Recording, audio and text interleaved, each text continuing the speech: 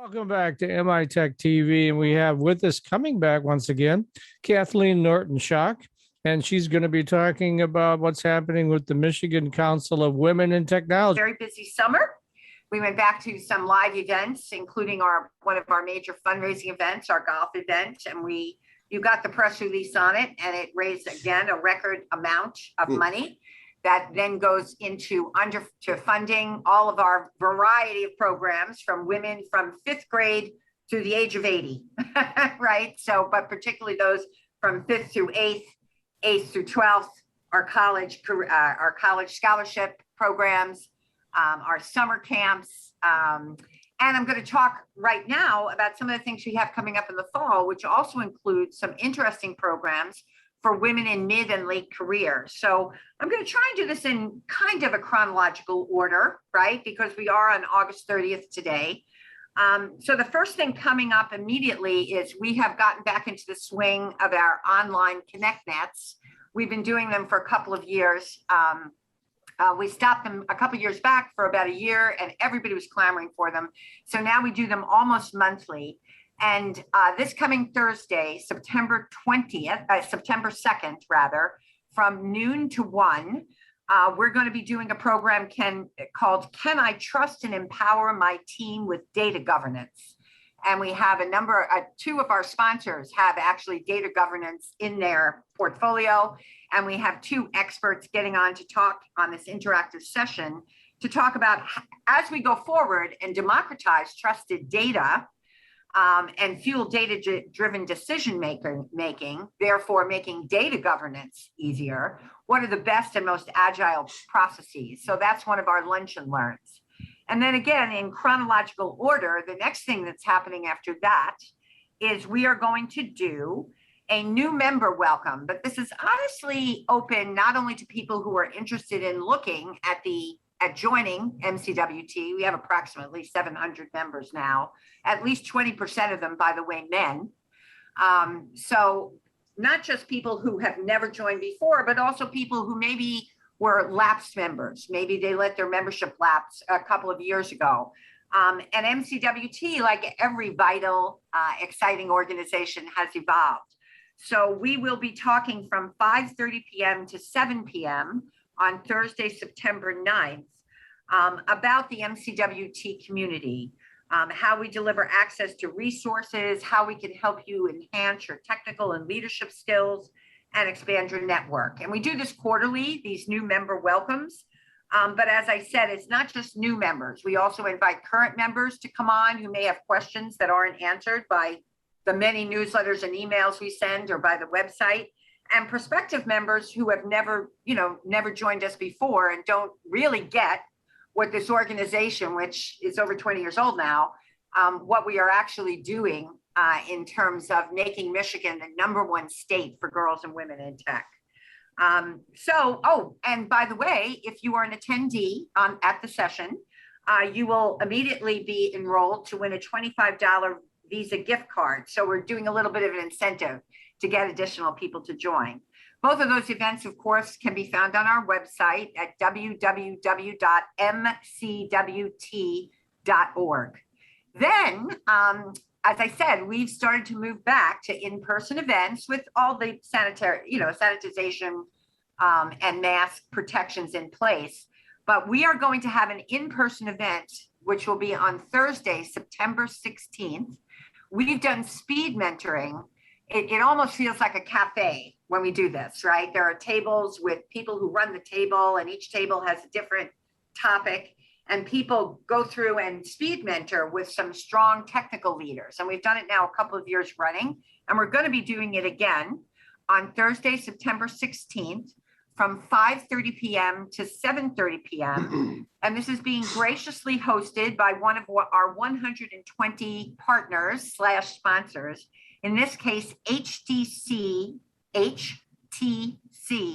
Global Services, and the address is 3270 West Big Beaver Road in Troy, Michigan. Registration for that particular event has already opened. Today is August 30th, and it will stay open until September 10th. And anybody who'd like to come, again, should go to www.mcwt.org and go to our events page. And then we have a ConnectNet coming up in October. That certainly sounds like it'll be exciting. That is going to take place on Wednesday, October 20th. And the title of it is Empowering Your Organization from the Ground Up. And honestly, it's going to look at the way instead of top-down leadership, which often happens, right, or used to happen in old-fashioned organizations. Most often, those with the most dynamic IT strategy for digitalization, trustworthy strategy, do it by utilizing all of their resources, which most often includes their business transformational teams. So we're going to have, I'm not sure who the speakers for that will be, but the next time I come and visit with you in September, I'll have the names of the speakers for that. So right now I'm just telling everybody, and you can't register yet, but save the date. That one is going to be a morning session on Wednesday, October 20th from 9 a.m. to 10 a.m. Eastern Standard Time. And then, as I mentioned, we had our Southeast Michigan golf outing, which is a 15-year-old event for us. It was very successful in July. And this will be the 3rd year running. We're doing a West Michigan version of that. And we still have just a couple of sponsorships available. Those, again, the Southeast Michigan one, those sell out in a couple of days usually. For West Michigan, since it's a newer event, most of those sponsorships have been sold, but we still have a couple. And that event is coming up on September 20th, which is let me see, I have the August calendar down. It is a Monday, yeah. We always have these on a Monday. So Monday, September 20th at the Stonewater Country Club, and that is at 7177 Kalamazoo Avenue in Caledonia, Michigan. And again, to register either to golf or to bid on auction for an executive to golf with you, or for sponsorships. And these sponsorships there'll be less of them, and therefore they may be more impactful for sponsoring companies. Please go to www.mcwt.org, touch the events page, and you'll be brought into that.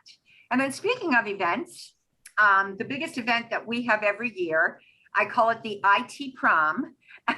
The 13th of those, this year we're calling it the 2021 Champagne Ball, because I guess everybody wants some bubbly given what we've just gone through over the last 18 months. So that's taking place on Saturday, November 13th from 5:30 p.m. to 11:30 p.m. at MGM Grand in downtown Detroit. For the very first time, our sponsor for this, and they've sponsored some other events for us in the past, but this is the first time they've done this level of sponsorship, is Stryker, which of course we all know as an innovative, technologically astute West Michigan healthcare company.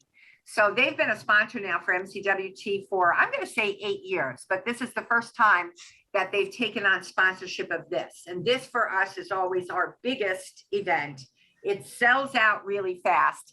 And of course, I think in a year where last year we had to do this very event virtually, I suspect that as soon as registration opens for this, it will also get sold out pretty fast, which is partially why we decided to do it at an MGM Grand versus a smaller venue. Last year, virtually, we had several hundred people online for the event with the band in the background and people pouring their own wine at their own desks, right? But most years, it's always at least 500 people. This year, I think they're expanding it, so it will be even a greater number of people. I'm going to say 20% more than our normal. So individual ticket registration, if you'd like to go to the IT Prom, the 2021 MCWT Champagne Ball, that will open in early September. So I think probably not this week, but next week. Again, if you go to the events page at www.mcwt.org, you can register. And again, if you'd like to talk about sponsorships, many of those have already been taken, but there are still some available. And that's also a great opportunity to sponsor things and again, support our mission for making Michigan the #1 state for women and girls in tech. And then on an administrative level, but also because this is near and dear to my heart, on our resource room at www.mcwt.org, we currently are sponsoring for our organization. We have a bunch of jobs and internships for our 120 sponsors that go up usually on our pages. But we also are trying to hire ourselves a co-op. So we're seeking a paid part-time collegiate IT co-op. And the co-op student that we're looking for, we're hoping will help. It's to me, this is dear to my heart because it's also part of marketing. They'll be helping us to speed up and make more agile our CRM tools and implementations. So that person will report directly to MCWT's technology lead, but will be definitely supporting and strengthening what we're doing on the marketing side of MCWT. So that's it for me, unless you guys would like have any questions. Again, you've gotten all of our press releases. We finished up our camps not that long ago. We did quite a few of them, as you know. We finished up the Southeast Michigan golf outing, and now we're ready for a very busy fall. That sounds great. Are you going to be doing the website design contest for high schools again this year? We will. It's not just high school, it's middle school and high school. And I think that's, I have to talk to Nicola White, who has been handling that for a number of years now for us. I think we usually announce that in the later fall now. Mm-hmm. So you're right. It isn't part of these announcements that I have on my right in front of me here. And I didn't bother to go to the website because I had everything printed out, but I don't think we've announced that yet. But Matt, we would never give that up. That is, you know, that has been for many years now. We've just gotten incrementally. I think last year we had something like 700 girls in wow. teams, right? But if you were to count the individuals who put in their apps and applications to become part of that contest.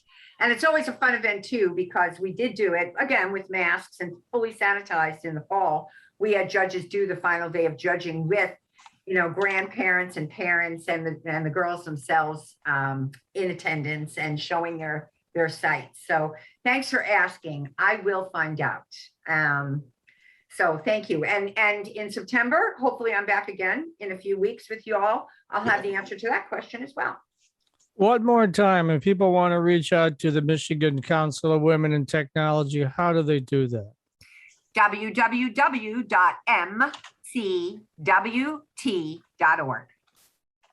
Now bring in Nick Dodge, who I've just exchanged a lot of emails with lately. And he's from the, I'm going to get the correct title, he's from the Michigan League of Conservation Voters. And I received a press release, I don't know, a week or two ago from Nick talking about what a lot of other people are talking about is, God darn it, why can't we keep the lights on? And so one of the things you guys are taking a look at or demanding is that there be more investigations into that.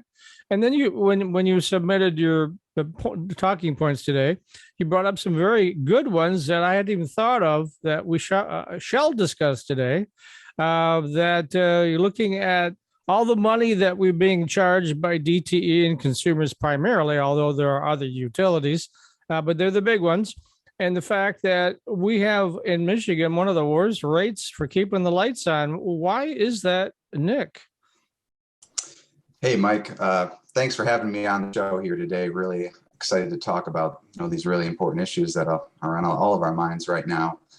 And so the question is, why do we have such a hard time keeping the lights on? I think that's the question we're asking ourselves. And we have a public service commission here in Michigan. It's a body that is supposed to regulate the utility companies appointed by the governor. And they're supposed to, hold the utilities accountable and make sure they're doing all the things they need to be keeping the lights on. And, we also have a legislature that passes laws that regulate the utility companies as well. And they also should be passing laws that are making sure we have, reliable service. So I think that's really the $1 million question. And, we are looking at, data from the Energy Information Association, which is a federal agency. It tracks all the utility companies across the country. And we're seeing, here in Michigan, we're having some of the longest times to get the lights back on, some of the most outages. And then, you look at the region, we have the highest costs as well, specifically on the residential customers. If you're talking about industrial users, commercial users,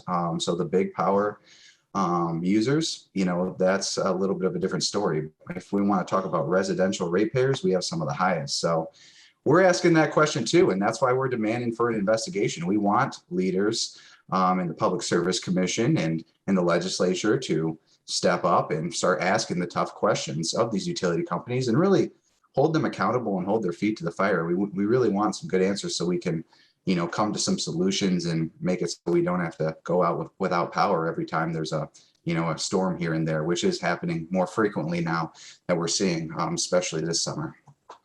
Right, and we have this problem with reliability, but the DTEs also had several rate increases in recent years, correct? That is correct. Yes, many rate increases. You can look at it all. It's in public record. It's pretty much every year almost. They have a rate increase, and it's not just $10 million or 15 million here or there. We're talking hundreds of millions of dollars every year. And a lot of that burden falls on the residential ratepayers. So, you and I that pay our energy bills every month. And of course, I'm sorry, Matt, just finish your thought. Yeah, I was just going to ask a follow-up, and I've heard from DTE saying, look, we have a plan to increase reliability. We're partway through it. What do you say to that? I say that should have happened years ago. That was yesterday's problem that we should have had solutions for already. They need to do more, and we're seeing these rates, they keep going up, but the service, as we all are seeing, continues to be subpar and inadequate for people who just want to keep their lights on and make sure their food doesn't go bad. Or that they just went to the grocery store and spent $100, $150 on. We've heard stories from people all over the state who have had these, in some cases a week without power. And, we have to really think about that in terms of an everyday person, how that impacts them, especially folks that are struggling to get by. And, that's their weekly budget for the groceries. And if it all goes bad because they don't have power for a week, that can have some pretty hard financial burdens on people. And at the same time, you pointed out that DTE made $1.4 billion last year. So they're doing okay, it sounds like. They are doing very well. Both of our utility companies are doing very well as far as, their shareholders are concerned. And I think another really important thing to note that a lot of people may not realize, but I think it's really shocking once you do realize, is last year, these utility companies didn't pay any federal income tax. They were tax exempt last year. So you have to kind of wonder and start asking the question, where is this money going and why are we not getting the service that we deserve? So we're saying, we need to get to the bottom of this. And as a matter of fact, before you raise our rates again, we need answers. We don't want to have another rate increase here without answers to these questions of why our service is so bad and our reliability is so poor. So what kind of investigation are we talking about here? What would you like to see happen specifically? Well, we would like to see the Michigan Public Service Commission to hold a hearing, and they have committed to hold a hearing, actually. October 22nd, I believe the date is, yeah? On October 22nd. So that's a good first step. According to a Detroit News article that ran today, there's going to be a legislative oversight hearing scheduled for when the legislature returns after their summer recess. We think that's also a good first step. We do want to see a commitment, though. I mean, I don't think that we should have another rate increase. I mean, I know Consumers Energy is currently has a rate increase up for consideration with the Public Service Commission. I don't think that should be approved until we have some real answers here. We would like to see some concrete next steps. We would like to see some firm commitments during these hearings.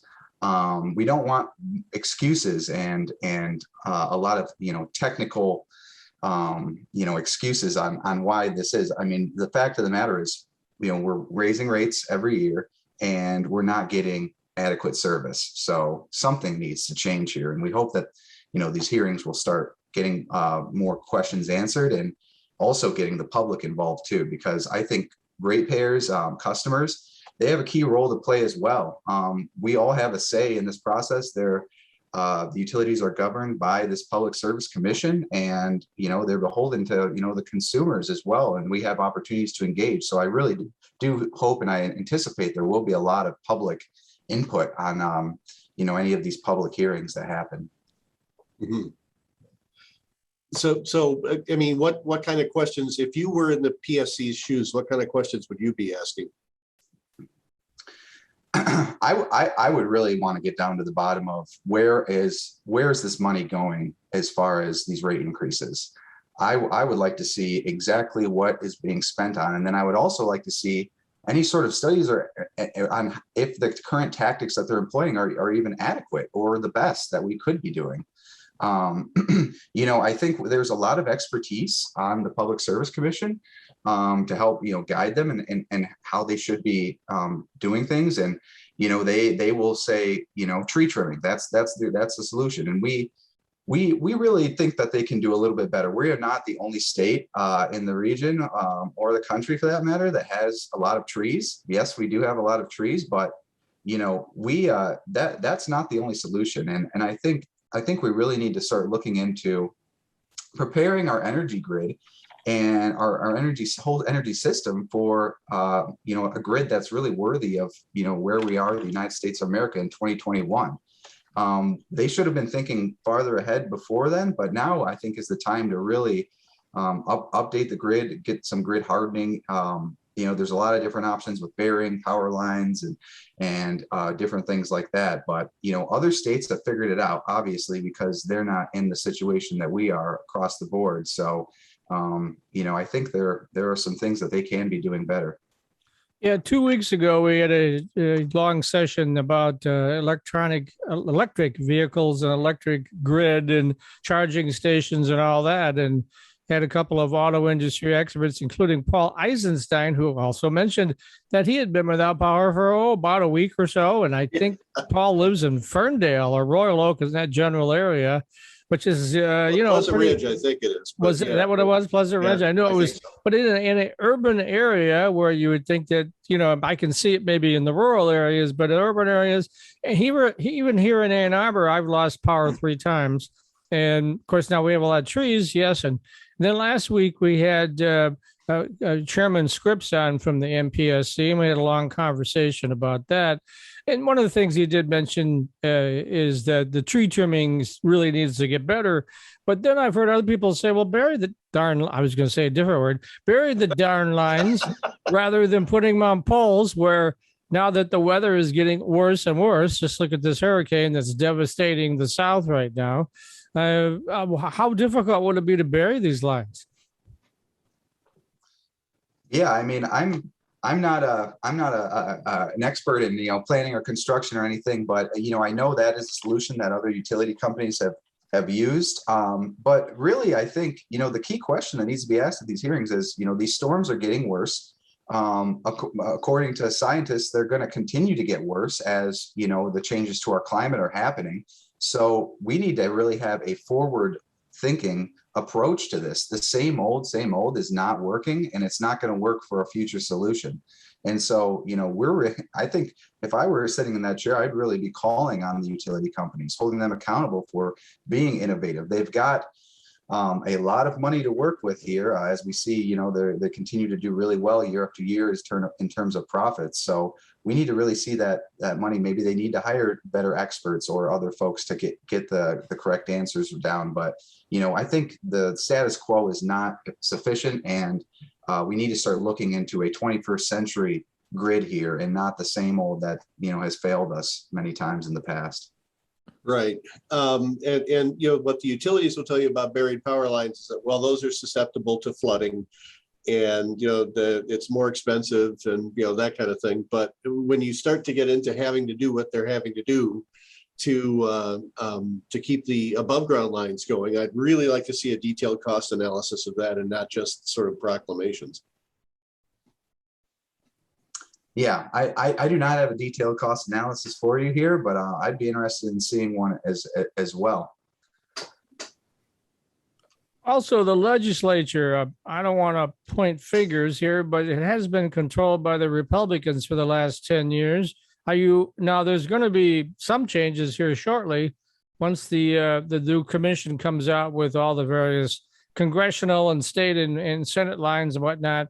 But I mean, how receptive has the legislature been to putting DTE and consumers' feet to the fire?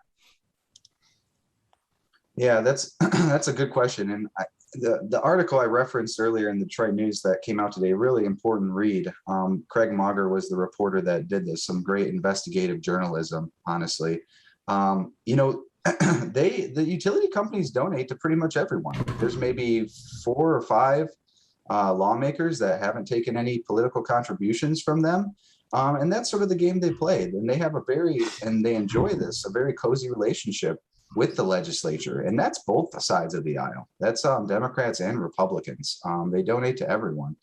And so, you know, it kind of raises some questions on, you know, do we need more oversight of these utility companies from our lawmakers? And are they even in a position to do that with all of the spending that is going on in campaign contributions? And I won't even, you know, we won't even go into the, you know, independent expenditure campaigns with these, you know, utility kind of dark money groups that don't even have to really, you know, announce who they're taking money from or how much. You know, it's a predicament. And that's why I think the work of, you know, groups like ours, like Michigan LCV, that's kind of our job, is to, you know, ask these questions, raise these questions, and hold them accountable, and make sure public knows and voters know that, you know, we need change, and we need the status quo is not working. And so it's up to our lawmakers to really hold them accountable, as well as the Public Service Commission. Okay, we've just got a couple of minutes left, so why don't you give the elevator pitch for joining the Michigan League of Conservation Voters, and how people can get a hold of you for more information? Absolutely. Yeah. Well, Michigan League of Conservation Voters, we're a nonpartisan organization. We're statewide, and we work to protect our air, land, water, and you know, tackle climate change, and also make our, you know, state a healthier and more sustainable place. We do that by you know, electing lawmakers or leaders that are going to, you know, stand up for our environment. And then once they get elected, we work to hold them accountable in the legislature. And we do that by activating members across the state to get involved in the political process and contact their lawmakers. And we provide a ton of resources on our website about all sorts of issues, from energy, clean water, water contamination. And that can be found at michiganlcv.org. And that's michiganlcv.org. And you can check us out there, and there's a lot of resources on there to get involved and join us. All right, Mr. Lohrmann, you can unmute now. I'm unmuted. How you doing, Mike? Doing great. Actually, I prompted Dan on this because I have a little bit of cryptocurrency, not a lot, just a little. And I saw an article last week that I forwarded on to Dan that this thing called SIM swapping, that some couple that had almost $200,000 in crypto, suddenly it disappeared. And so that, I mean, again, I don't have much, so it wouldn't really impact me all that much, but it's got to impact a lot of other people, right? I mean, so what's going on out there? What is SIM swapping, Dan? Yeah, I mean, Mike, first of all, thanks for having me back on. And I you know, I'm going to describe that for you, but I read. First, I'll start off by saying I read the same article. I think you and I must have been watching the same CNBC show. But I'll answer your question on SIM swapping. But it's interesting that this has hit a lot of people with Coinbase and a variety of other companies. It can actually affect banks. It can affect others. One quick story I'll tell before I answer the question, and that is CNBC ran a great story about a couple, a family, Tanya Vidovic. They had $168,000 in a Coinbase account that got wiped clean and down to like $500. And when they called, in this case, you can reference this. We put the link to it at a website, but you can go out there and read about it. When they called, and Coinbase basically said, you know, your account got hacked, your phone company account got hacked. Nothing you can do about it. Nothing we can do about it. And they weren't going to reimburse them or anything. So anyway, but it gets down to, you know, SIM swapping. So really, everyone thinks about the SIM card, the little card they have on their phone. That many of you probably, if you've swapped, if you've changed, mobile phone carriers, if you've changed smartphone carriers, maybe been able to do that by keeping that phone number that you have. It's got that information about you, whether you're with, I mean, I happen to be with Verizon, but T-Mobile or AT&T or any other vendors. So the idea here is, basically the bad actors get access to your phone. And so they get access to your texts, they get access to your phone calls, and they pretend to be you. So at a very simple level, they get the phone company to allow access. And we'll talk about some of the ways they can do this. That, they basically trick people into believing that, it's you, the customer service, or there's a couple different ways they can do this. And they basically get access to your account. So when they have that access on your phone, and we've talked in previous shows about two-factor authentication and how great that is and how much better that is than a password, because a password can get hacked and somebody could be able to, go in and get that password from a database. But you have two-factor authentication. They get your password and they're able to go in and they're able to get into your accounts. They're able to have that PIN when it's sent to your phone. They type that in and then boom, they've got access to your account. So SIM swapping is really the simple access by one of the bad actors to your smartphone, and they do that by a wide variety of ways. Interesting. So do you think this is the kind of thing that they're going to have to create sort of almost like an FDIC of Bitcoin for, or what do you think the solution is? I mean, this is SIM swapping for sure affects cryptocurrencies, and most of the big stories. Brian Krebs ran some great stories about this. Krebs on security. If you just look at a long list of people who've had cryptocurrency stolen, a lot of them are from SIM swapping. There are obviously other ways that happens as well. And it really, but it's broader than cryptocurrencies. I mean, this could happen for your bank accounts. This could happen for any account that you have. Once they've got access to your phone, they've got your text. Just think about what anyone could do if they had, they became you essentially. And so there are some ways that the mobile carriers allow you to protect your account. You can put a PIN on your account. You can add additional levels of security. So anyone who's watching, who's concerned about this, should call the mobile phone company and say, I'm concerned, please put some extra layers of protection on my account. You can put an extra security password on or a PIN, and you have to know what that PIN is. But again, even that, if shared, if the bad actors get a hold of that PIN, then they can, they become you, right? So then they can say, I'm Matt Roush, or I'm Mike Brennan, and here's they ask you the security questions or whatever, and they pretend to be you, and they get access and they get control of your phone. So I don't think there's an easy solution to this, because just like so many areas of hacking, once you stop this, next time it's going to be something else. It's going to be there's a lot of talk right now. Another hot topic this weekend and over the last couple of weeks has been using fake credentials for basically, biometrics, facial recognition, people fooling different types of security systems. So there's always going to be people who are going to try and get access to your account. They're always going to be trying to break in. This is just one of the hot trends right now, because obviously cryptocurrencies have gone up a lot. It's a lot more popular to own cryptocurrencies, and a lot of people are subject to this type of attack.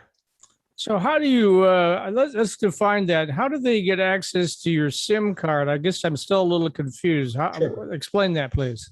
Sure. So for example, somebody calls your phone company. So they call Verizon and they say, I'm Dan Lohrmann. They're not Dan Lohrmann, they're somebody else.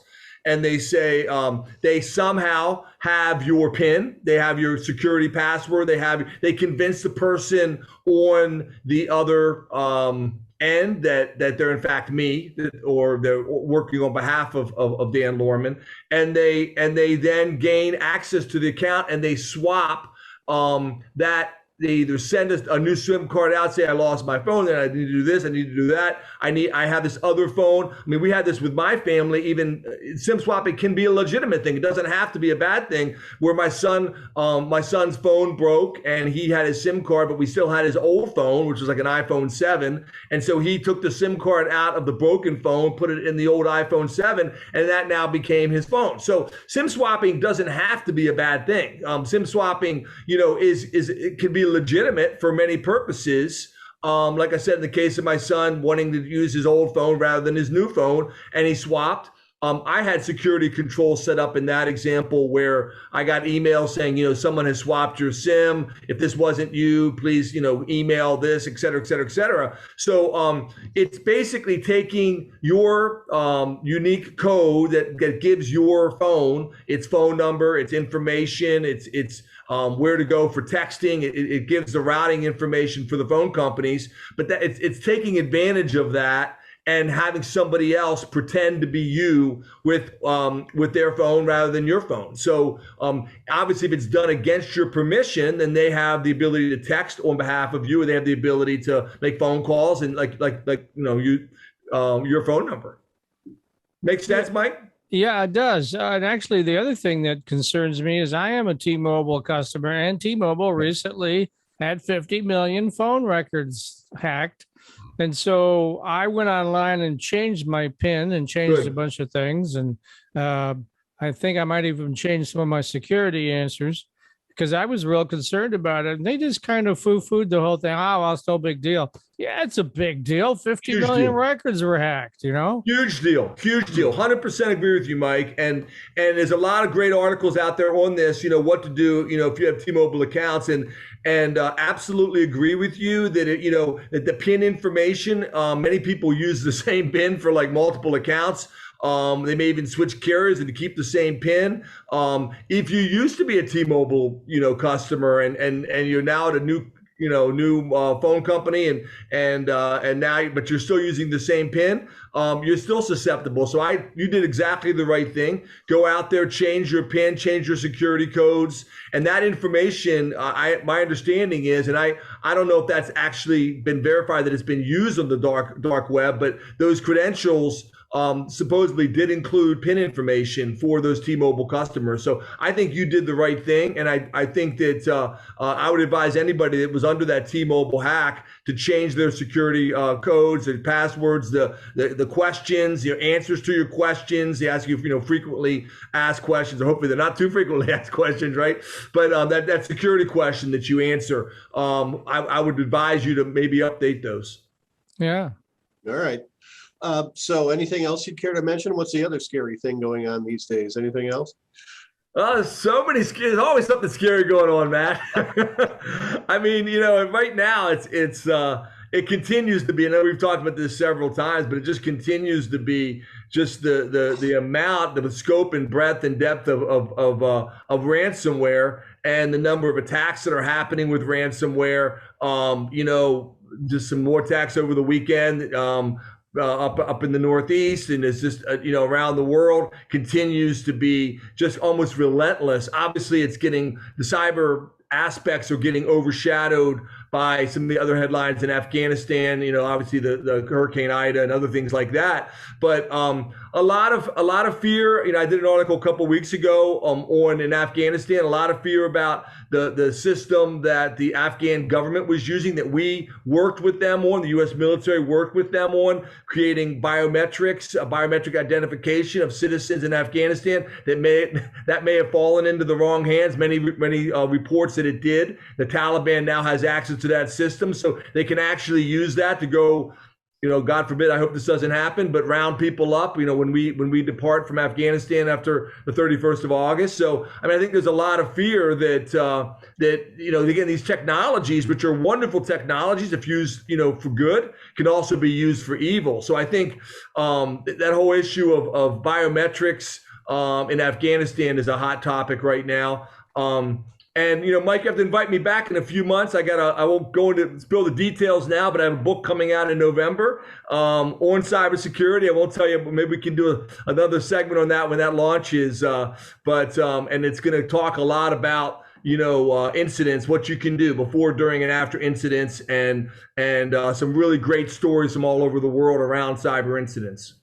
Sure, we plug your compatriot Richard Steenen's books all the time, so we'll be happy to take care of that for you as well. That's awesome. All right, so go ahead, Matt. Well, I was just gonna ask him that this is his time for his shameless plug. So give his address and talk a little bit about your background and the services you deliver. Sure. No, I appreciate that. And it's always great to be with you guys. You guys are awesome.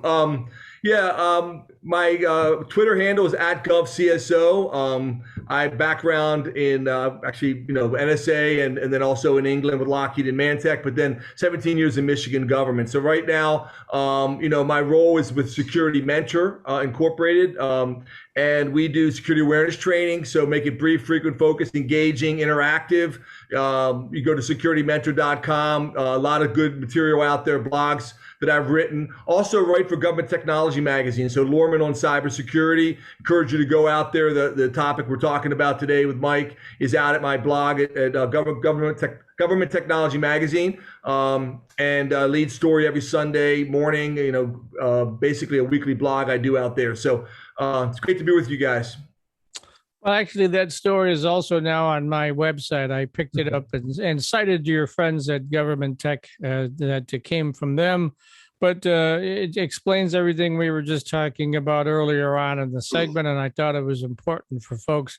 We'll pair the two together. When I produce your segment, then I'll also pair that so you have both the video and the text.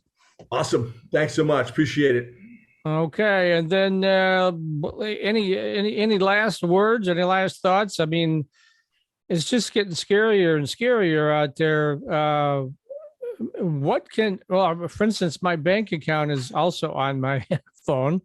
I won't say which bank, but should I be concerned? Should I take that app off my phone? I do online banking as well. I make sure I use multi-factor authentication. One other tip that we give in the article is, app-based security is a lot better now. I think people are starting to, believe it or not, I hate to discourage people from using two-factor authentication because I do think it's way better than just simple username and password. And most people don't even do that. So I still think multi-factor authentication can be very effective. It can be better than password only. But app-level security with Google and a variety of other companies that offer that is a better level of security that you can use. A lot of times banks use facial recognition now and some other things like that. So yes, I do online banking. I would just say, make sure you're using the controls that are available. Make sure that you're activating and you're not reusing passwords, that you're actually using the things that are available to you. And don't just use the simple default things and keep reusing passwords, and follow good cyber hygiene. And I think it is safe to do online banking. Now we're going to bring in a new guest that we haven't interviewed now for a while. Let me see. Let me look up. Oh, it's Matt Roush. What a surprise.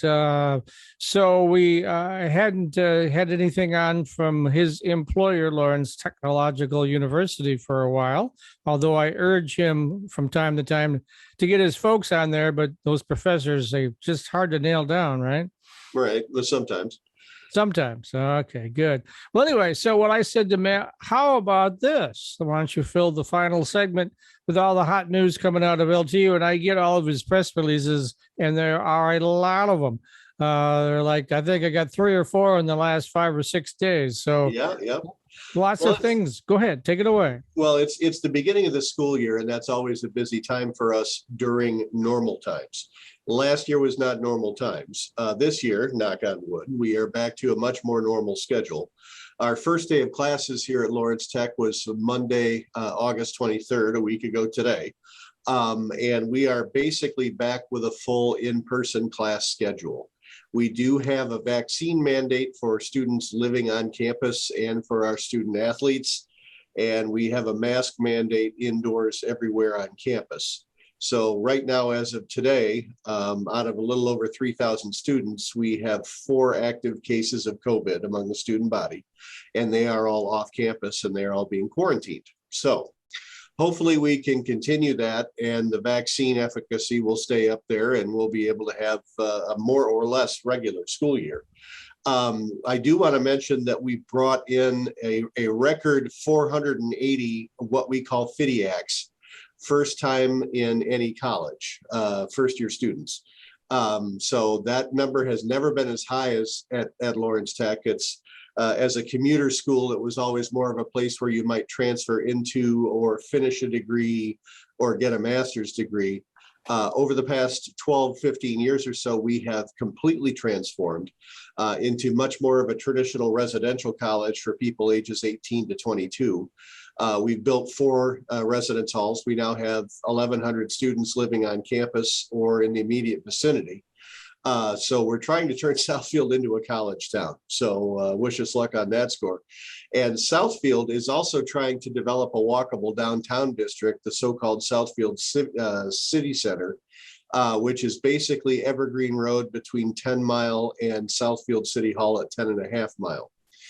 There's a whole bunch of new businesses along there, restaurants, bars, shops, that kind of thing. So Southfield, a lot of the Detroit suburbs had little downtowns already, thinking of Birmingham and Royal Oak and Northville and Plymouth and places like that. Southfield never really had one of those. So the city is very, very intensely trying to build one. One of the ways they're doing that is that they now have an 8-mile hiking and biking path around the city center that passes by Lawrence Tech's campus and has a bunch of sites of interest along it. And you know, they published, here you go, they published a trail map, the city center trail map, and it has 25 different points of interest on it, from, you know, a bunch of public art installations. It's really an interesting idea. Terry Crode, the Southfield city planner, has been very active in that. To go with our record 480 FIDIACs, we're back up over 3,000 students for the first time in a long time at LTU.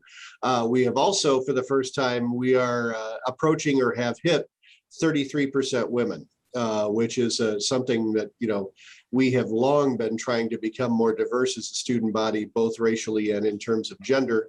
And so we're up around 1/3 women now for the first time ever. I was talking with one of our longtime alumni. We have an organization called the Jubilee Club that is those of 50 years or more vintage, having gone to Lawrence Tech. So they're all, you know, 70 or older. This year we'll be pulling in the class of 1971 into that group. One guy joked to me when I went here, it was 5,000 men and 5 women. So we are trying to become more diverse on that score and having some success. We added sports back in 2012. We added football in 2017. So that's another way to attract a younger crowd. We have about 500 roughly student athletes here on campus. And the student athletes are required to live in university housing. The other thing that happened on Saturday was that we had our convocation for those first-year students. And at that convocation, we presented our outgoing president, Verinder Maudgil, with the Global Citizen Award. Dr. Maudgil himself created that award in 2014 to recognize people that are trying to build international bridges between Detroit and Michigan and the rest of the world. And it seemed fitting that in his last year as president, we award that to Dr. Maudgil. He has been a globetrotter for Lawrence Tech. He's been all over the world. He's forged relationships with universities in his native India, in China, and elsewhere.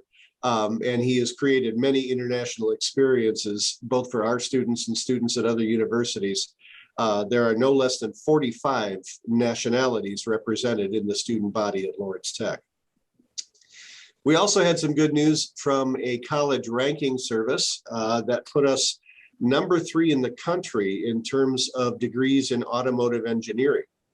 And what's interesting about that is that we do not have an undergraduate major in automotive engineering. We have a major in mechanical engineering with an automotive engineering emphasis. So it is a broad-based engineering degree that will teach you not just about cars, but about all sorts of mechanical systems. We do have a master's degree in automotive engineering.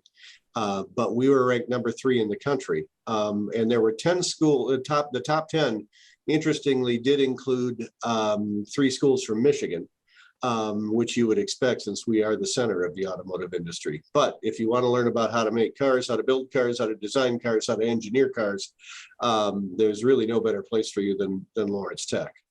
We also got word from the AIA, that's the Architects Association, American Institute of Architects, that our East Residence Hall, our most recent hall, had won the AIA Detroit Honor Award for its design. I don't know if you remember what dorms were like when you were in school, Mike, but they were very austere and sort of reminiscent of a Soviet prison. They're not that way anymore. The dorm rooms at East Residence Hall are very cool. They can be configured in 1,000 different ways. There are all sorts of connectivity amenities there, lots of places for students to gather, lots of places for students to sort of be in community. The hall was also recognized for the way it sort of brings various areas of the campus together with a central location and sort of a courtyard atmosphere. It's just another example of how Lawrence Tech has transformed itself through several buildings in recent years and through landscaping, from a residential college with a big parking lot and a couple of buildings to an honest to goodness quad. And what I love about the Lawrence Tech quad is that you can stand in the middle of it and see a 1950s building, a 1960s building, a 1970s building, a 1990s building, a 2000s building, and then most recently a teens building. And it's interesting to just look at the different styles of architecture. Since there are only 3 accredited architecture schools in Michigan, and we vie with that big one in Ann Arbor for having the most architecture students year in and year out here at Lawrence Tech. That's our second largest program after engineering. We are also branching out into a bunch of new majors, though, many of them involved in healthcare. We are adding physician assistant studies. We are adding several data analytics type majors and artificial intelligence. Those are really big growth fields, and they are also helping us attract a more diverse student body. Also, I wanted to mention that we are forging all sorts of relationships with K-12 school districts and educational institutions around the area, both here in Michigan and all over the country. We've recently got some on the East Coast as well, where we have essentially agreements where we train high school educators to give dual enrollment courses at their high school so that you can earn Lawrence Tech College credit while you're still in high school. And there's also articulation agreements with community colleges.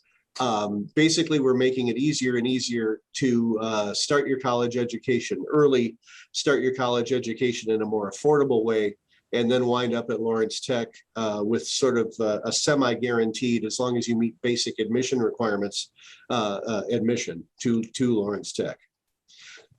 Basically, the Physician Assistant Studies program is under construction 1 floor beneath me in my building. And you can hear occasionally some banging and hammering and sawing down there. Fortunately, there hasn't been any today. But that is going to start next fall, a year from now. We've already hired the staff for it, and we are in the process of getting provisional accreditation for that program. So an awful lot of things happening here at Lawrence Tech. If you would like more information on Lawrence Technological University, please check us out online. The web address is www.ltu.edu. There's an admissions tab on there, and that will give you all the information you need about joining the Lawrence Tech family.